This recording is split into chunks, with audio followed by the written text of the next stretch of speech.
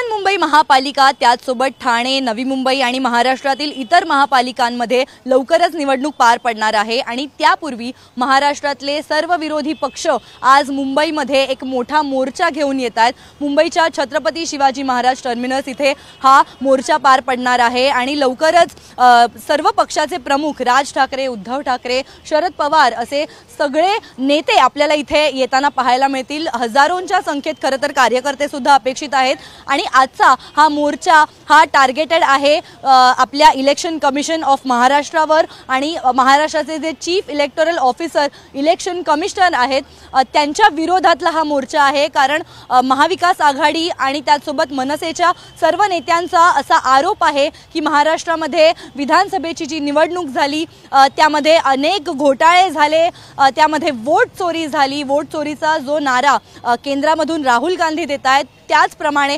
महाराष्ट्रात सुद्धा आदित्य ठाकरे असतील किंवा इतर सर्व पक्ष असतील यांचा सुद्धा तोच आरोप आहे की महाराष्ट्रामध्ये निवडणुकांमध्ये वोट चोरी झालेली आहे, दुबार मतदार नोंदणी झालेली आहे आणि त्याचसोबत असंख्य मागण्या आहेत। त्यापैकी एक मागणी ही राज ठाकरेंनी पुढे ठेवलेली अशी आहे की जुलै 2025 पर्यंतच इलेक्शन कमिशनने रजिस्ट्रेशन मतदार नोंदणी सुरू ठेवलेली होती, मात्र आता ती बंद आहे। निवडणुका अजून लागलेल्या नाही आहेत, निवडणुकांची घोषणा सुद्धा झालेली नाहीये, मग त्यापूर्वीच मतदार नोंदणी का थांबवली असे असंख्य प्रश्न आहेत आणि त्यासाठी आज या छत्रपती शिवाजी महाराज टर्मिनस परिसरात बीएमसीच्या मुख्यालयाच्या बाहेर भव्य दिव्य असा मोर्चा आयोजित करण्यात आलेला आहे आणि त्यासाठी मोठ्या संख्येमध्ये महाराष्ट्र पोलीस, मुंबई पोलीस सुद्धा तैनात आहेत। आपण हा संपूर्ण परिसर पाहू शकतो। हा रस्ता आझाद मैदानाच्या बाहेरचा मुख्य रस्ता आहे आणि इथून आपल्याला मोर्चा येताना पाहायला मिळेल। खरं तर चर्चगेटमध्ये असलेल्या फॅशन स्ट्रीटवर म्हणजे आझाद मैदानाच्या बरोबर पलीकडे असलेल्या फॅशन स्ट्रीट पासून या मोर्चाची सुरुवात होणार आहे आणि यासाठी सगळे नेते आपल्याला तिथून मोर्चाची सुरुवात करताना पाहायला मिळतील। राज ठाकरे हे सुद्धा मुंबई लोकल किंवा मेट्रोने येतील असा सुद्धा त्यांनी इशारा दिला होता। त्यासोबत त्यांचे कार्यकर्ते सुद्धा हजारोंच्या संख्येत येणं अपेक्षित आहे। उद्धव ठाकरे यांनी सुद्धा आवाहन केलेलं आहे आपल्या शिवसेना उबाठा गटातील सर्व नेत्यांना इथे उपस्थित राहण्यासाठी आणि सगळ्या पक्षांचे झेंडे सुद्धा आपल्याला पाहायला मिळतात। राष्ट्रवादी शरदचंद्र पवार या पक्षाचा झेंडा सुद्धा आपल्याला इथे पाहायला मिळतोय। शरद पवार हे सुद्धा इथे असतील, जयंत पाटील हे सुद्धा इथे उपस्थित असतील आणि काँग्रेसकडून सुद्धा अनेक नेते आपलं इथे प्रदर्शन करताना पाहायला मिळतील। मोठ्या संख्येमध्ये खरं तर इथे आज लोक इथे येणं अपेक्षित आहे आणि आज शनिवार असल्या कारणाने तुलनेनं ऑफिसला जाणारी कर्मचाऱ्यांची गर्दी ही कमी असेल, त्यामुळे आजचा दिवस हा निवडण्यात आलेला आहे आणि दुपारी साधारण 1 वाजताची वेळ या आंदोलनाची आहे। जवळपास 2 वाजता आपल्याला इथे हे संपूर्ण रस्ते भरलेले पाहायला मिळतील। सध्या तरी इथे वाहतूक ही सुरळीत सुरू आहे, मात्र हा एक मार्ग बंद करण्यात आलेला आहे वाहतुकीसाठी जो मेट्रो सिनेमाकडे छत्रपती शिवाजी महाराज टर्मिनसकडून जातो। याच मार्गावर मुख्य आंदोलन होणार आहे आणि इथे एक स्टेज सुद्धा ट्रकच्या मार्फत बनवण्यात आलेला आहे ज्यावर सगळे नेते, महत्त्वाचे नेते हे भाष्य करताना पाहायला मिळतील।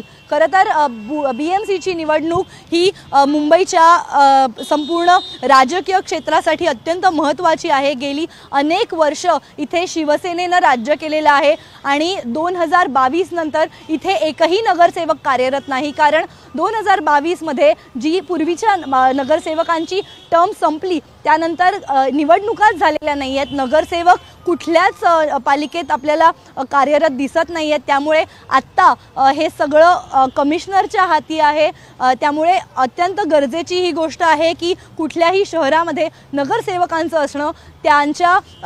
त्यामागे अनेक कारणं आहेत, अनेक कामं अडकून जातात, अनेक साधे प्रश्न असतात, जे नागरिकांच्या समस्या असतात त्यासुद्धा मूलभूत गरजा इथे पूर्ण होत नाहीत। त्यामुळे कुठल्याही शहरामध्ये नगरसेवकांचं असणं अत्यंत महत्त्वाचं आहे आणि त्यापूर्वी ह्या निवडणुका जाहीर होण्यापूर्वी वोट चोरीचा जो आरोप आहे तो गांभीर्यानं या सरकारने घ्यावं आणि त्यासोबत इलेक्शन कमिशनने त्यामध्ये आपली बाजू मांडावी की हे जे काही आरोप होत आहेत त्याबद्दल उत्तर अजूनही इलेक्शन कमिशनकडून आलेलं नाही, त्यामुळे ते उत्तर मागण्यासाठी आज हा मोर्चा होतोय।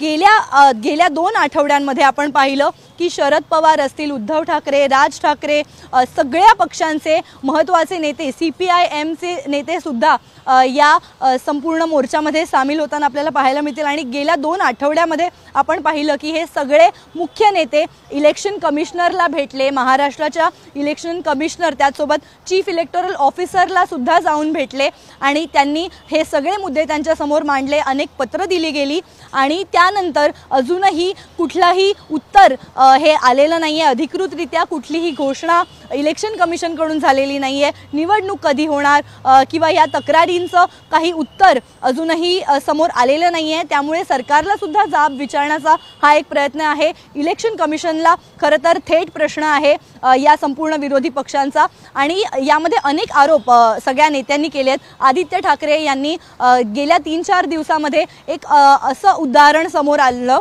त्यांच्या वरळी या कॉन्स्टिट्युएन्सीमधलं त्यांनी उदाहरण दाखवलं जिथे 30 पेक्षा जास्त मतदार हे एकाच घरामध्ये नोंदवलेले होते आणि तिथे जाऊन पाहिलं तर तिथे फक्त 3 ते 4 जण रहिवासी होते आणि इतर सगळी नावं ही बोगस होती।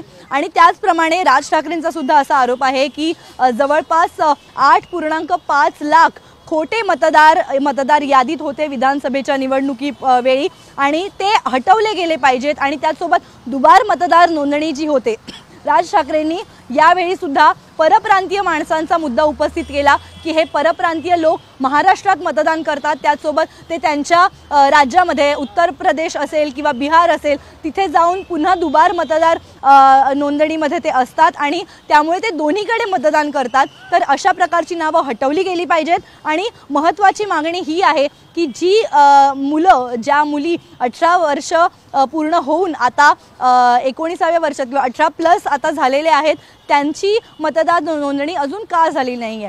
जुलै महिन्यापर्यंत मतदार नोंदणी सुरू होती, मात्र त्यानंतर ती बंद करण्यात आलेली आहे आणि हीच महत्त्वाची मागणी आहे की जर निवडणुकाच जाहीर झालेल्या नाहीयेत तर त्यापूर्वीच मतदार नोंदणी कशी बंद होऊ शकते।